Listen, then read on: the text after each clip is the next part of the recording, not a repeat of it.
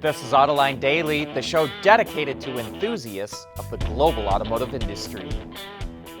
We sure have been talking a lot lately about new types of mobility, and we start off with the show today with one of the zaniest ways of getting around.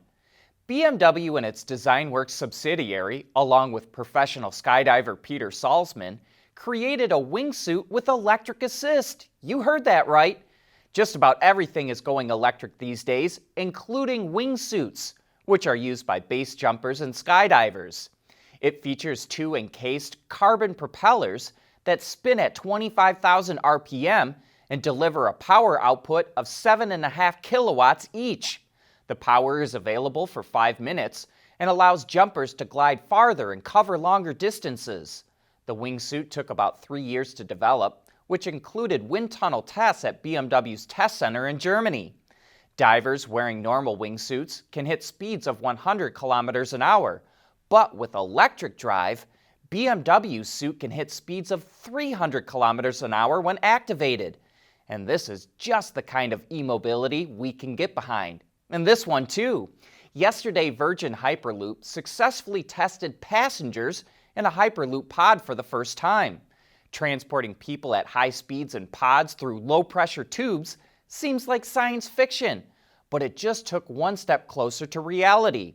The test took place at Virgin's 500-meter DevLoop test site in Las Vegas, where the company has previously run 400 unoccupied tests. For the test, a 2-passenger pod was used, but the production version will hold 28 passengers. While it may seem far off, Hyperloop is gaining momentum. Back in July, the U.S. Department of Transportation introduced a guidance document for regulatory framework for Hyperloop in the U.S. And now this test shows traveling in a Hyperloop can be safe. And we'll stick with the topic of mobility for a moment, though this one is a bit more conventional. A year ago, New York City's Taxi and Limousine Commission approved the Tesla Model 3 to become a yellow cab, making it the first electric vehicle in its fleet. And now Electric reports that the first one has been spotted on the road in the city. More taxi operators are adding EVs, mostly Teslas, to their fleets because of the fuel and maintenance savings those vehicles provide. And you may also remember the Commission ran a pilot test several years ago using Nissan Leafs, but that failed miserably because drivers had to significantly alter their routes due to the low range of the Leaf. That's obviously not an issue with a Tesla. We want to know what drives your testing. OTA, connected car, diagnostics, remote testing. Intrepid Control Systems is here to help you work from anywhere. Intrepid Control Systems, driven by your data. What's the weather tomorrow? High of 64. Find me the closest coffee shop. 20 results found. And a date for tonight. Oh, you're good. Introducing dynamic voice recognition in the all-new Hyundai Elantra.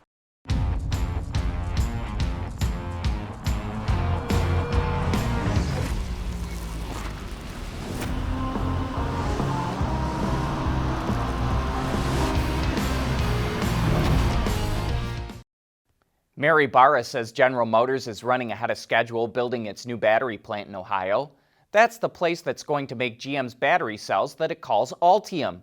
But we don't know if that means it can bring its EVs to the market sooner, which includes the GMC Hummer, the Cadillac Lyriq, and several EV models that GM will build for Honda. Just because a battery plant is running ahead of schedule doesn't mean you can bring the entire program forward. But it does open the door to that possibility.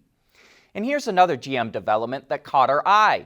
2 years ago, GM announced it was going to close its assembly plant in Oshawa, Canada, as part of a restructuring program to cut costs by $6 billion. But now, GM is going to reopen that plant because it says it needs more manufacturing capacity for full-size pickups. We think there's something else going on, though.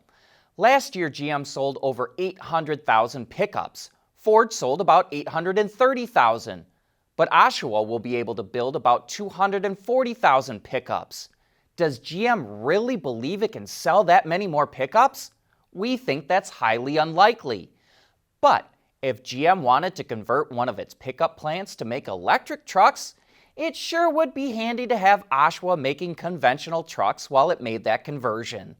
The Oshawa plant will reopen in early 2022. We'll have a clearer idea at that point. AutoLine Daily is brought to you by Bridgestone Tires, your journey, our passion. Intrepid Control Systems, over-the-air engineering, boost your game. And by Hyundai.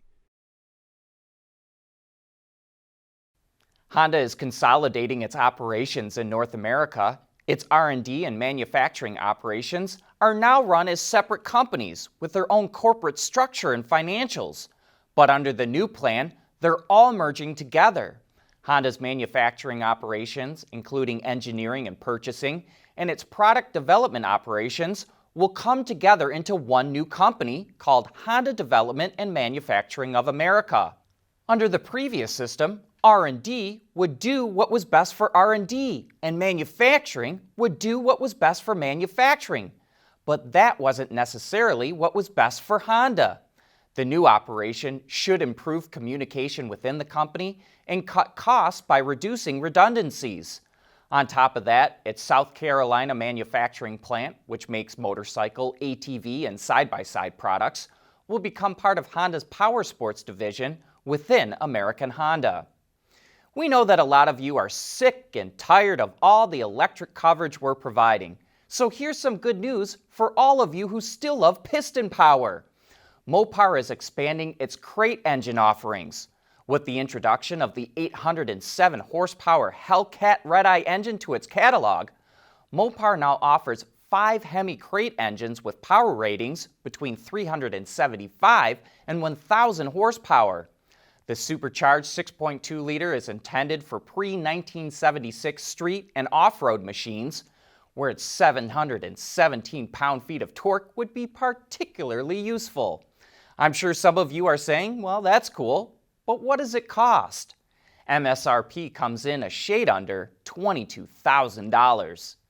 And if that price tag didn't faze you, you either understand the value, are a very wealthy person, or maybe you already slapped down the $81,000 needed, not including destination charges, for the new Durango SRT Hellcat.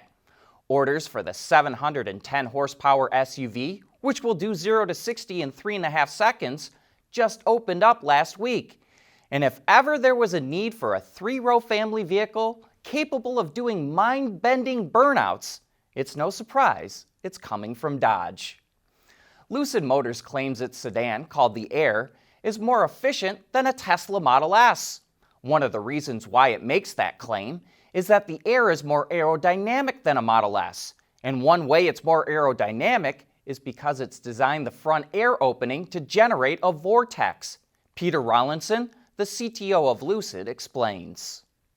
And then the third thing is we've got these really efficient ducts, which means that our real world range is enhanced. And if you think of this vortex system that we've got, a lot of people are familiar with the vortex in a certain brand of British vacuum cleaner, which has got clear plastic. You see the vortex. Can you imagine 2 of those vortices lying flat? And that's behind that little that narrow air intake at the front of the car, and it just speeds the air up into a vortex rotating this way, and then it fires over the area of the radiators. So what we get is a more even distribution of air across the radiator. So we can either have more cooling, or we can have the same amount of cooling with smaller radiators, which gives us a smaller nose, which gives us a better aerodynamics, which means we don't need so much cooling in the first place, and create a beneficial circle. Peter Rawlinson was our guest on Autoline After Hours, along with his chief designer, Derek Jenkins. And that show is chock full of great information about their electric car. You can watch the entire show on our website or on our YouTube channel. But that wraps up today's show. Thanks for watching, and we'll be right back here again tomorrow.